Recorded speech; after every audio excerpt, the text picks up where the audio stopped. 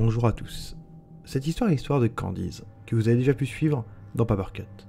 Si ce n'est pas encore le cas, je vous invite à vous rendre sur la playlist Papercut de la chaîne. Bonne vidéo. Il est 1h45 du matin, et tout le monde dort dans la maison. Sauf toi. Tu n'aimes pas dormir. Tu préfères être devant ton ordinateur et parler à tes amis. Même si, à cette heure-là, il n'y a personne de connecté. À part Anna, ta meilleure amie. Tu es en train de lui parler de tout et de rien, et elle aussi. Vous continuez à vous parler quand, subitement, elle arrête d'envoyer des messages. Tu continues de la spammer avec un mauvais pressentiment. Si elle était partie, elle t'aurait envoyé un message. Tu arrêtes de taper sur ton clavier, et un silence de mort s'installe. Ce silence durera quelques minutes, jusqu'à ce que tu reçoives un message d'Anna, assez étrange, écrit en majuscule. Tu es la prochaine, mon petit sucre. Ne comprenant pas, tu décides de lui envoyer un message, lui demandant une explication de ce message bizarre. La seule réponse que tu reçois est une invitation à une conversation par webcam. Tu acceptes, et ce que tu vois te glace le sang. Anna est assise sur sa chaise de bureau, le visage mutilé. Quelque chose qui ressemble à du caramel ou du sucre fondu a brûlé ses yeux, se mélangeant à ses larmes.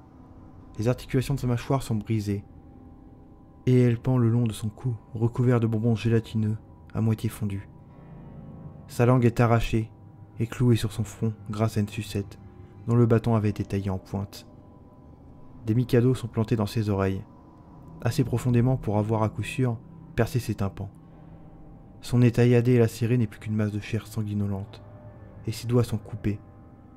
Sa poitrine est ouverte, et son cœur avait été remplacé par un cookie. Sur le mur derrière elle est écrit le même message que tu as reçu il y a quelques instants, mais cette fois signé par Candice. Tu mets tes mains devant ta bouche pour t'empêcher de vomir devant ce spectacle macabre. Tes larmes coulent sur tes joues et s'infiltrent entre tes doigts. Tu prends ton courage à deux mains et effectues une capture d'écran de cette horrible scène pour l'envoyer à la police. Au moment où tu cliques, un bruit de papier de bonbons froid se retentit derrière toi. Tu te retournes et regardes partout autour de toi, et remarques un bonbon coloré posé sur ton lit. Tu inspectes ta chambre pour essayer de voir qui l'avait posé là, même si tu as peur de savoir qui. Tu te lèves pour aller le chercher et verrouilles la porte de ta chambre en même temps. Tu retournes dans ton ordinateur et poses le bonbon à côté.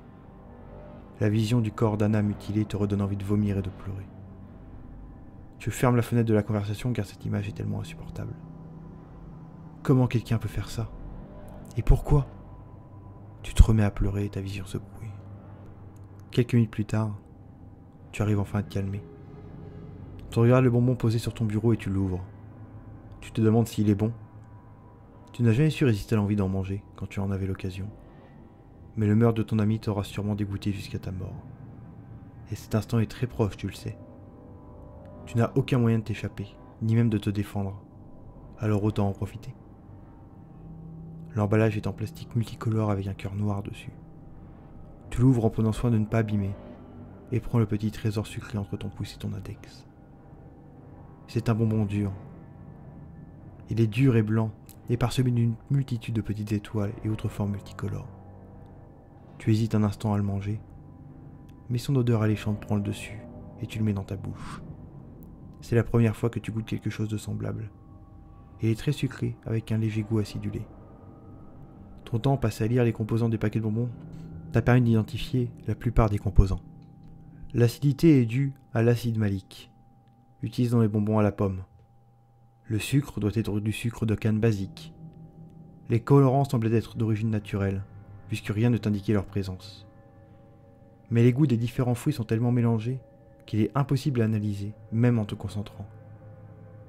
Sur le coup, le goût te fait presque oublier le meurtre d'Anna. Et au lieu où tu te trouves. Un long silence s'installe pendant un moment, et fut brisé quand un bruit d'assiette qui glisse de l'évier rompt le silence, et te fait lever les yeux de ton écran d'ordinateur.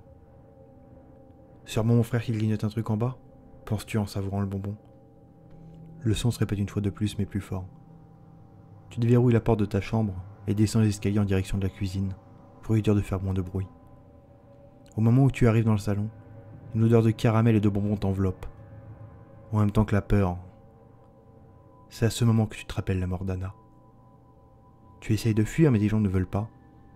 La peur t'empêche de fuir, Tu fais un effort pour finalement faire un pas en arrière. Mais au moment où tu te tournes vers l'escalier, une voix retentit. « Tu es la prochaine, mon petit sucre ?» Des larmes naissent au coin de tes yeux. Tu ne veux pas mourir? Non, pas maintenant. Tu as le dos tourné à la cuisine, mais tu sais que quelqu'un arrive. Une main te saisit le poignet, l'odeur de caramel devint plus forte. Tu te retournes et tu vois à quoi ressemble cette petite Candice. Elle doit avoir au moins 10 ans. Elle a des cheveux blonds, longs et clairs, des yeux verts, une robe rose avec des fraises dessus, des chaussettes hautes blanches et des petits souliers rouges. Des taches de sang sont présentes sur ses mains et ses habits. Sûrement celui de ton ami, sauvagement assassiné. Elle a une sucette dans la bouche et 2 casseroles, une de caramel et une de bonbons gélifiés dans l'autre main. La main qui retient ton poignet se resserre, presque jusqu'à couper la circulation du sang dans la tienne. Tu te débats pour te libérer en vain. Comment une petite fille, comme elle, peut avoir autant de force? Elle finit par te lâcher d'elle-même et te regarde avec ses yeux verts. Elle prend la cuillère en bois qui est dans la casserole et tu sais très bien que c'est la dernière chose qu'il te reste à voir. La dernière chose que tu entends est « Tu es la prochaine, mon petit sucre. » Tu es sourde, aveugle, et tu ne peux plus sentir, goûter et toucher. Privé de tes sens, tu ne peux que souffrir en silence et attendre impatiemment que tout s'arrête. Tu sens quelque chose qui se plante dans ton crâne, mais pas assez profondément pour atteindre ton cerveau. Une douleur t'envahit au niveau de la poitrine. C'est à ce moment-là que tu sens que tu vas enfin être libre. Rien que d'y penser, tes souffrances disparaissent. Enfin, le temps passe. Combien de temps? Tu sais pas. Est-ce que tu es mort? Tu sais pas. Tu te détends. Tu n'as plus mal. Tu vas bien. Tu es si léger tout d'un coup. Libre. Tu es enfin libre. Pour la première fois, je n'ai pas raconté l'histoire telle qu'elle était écrite sur le site. Car disons que la torture était assez bien détaillée. Pour l'histoire en entière, je t'invite juste à consulter la description où le lien sera noté et où tu n'auras plus qu'à cliquer pour lire la partie qui a été supprimée vis-à-vis justement de cette torture que je n'avais pas envie de raconter tout bonnement. Voilà, à plus tard. Si cette vidéo t'a plu, n'hésite pas à cliquer sur s'abonner. C'est peut-être pas grand chose, mais ça me fera énormément plaisir et ça me motivera à continuer. Et si tu veux voir plus de creepypasta, il y en aura une nouvelle par semaine, tous les mercredis à 17 h.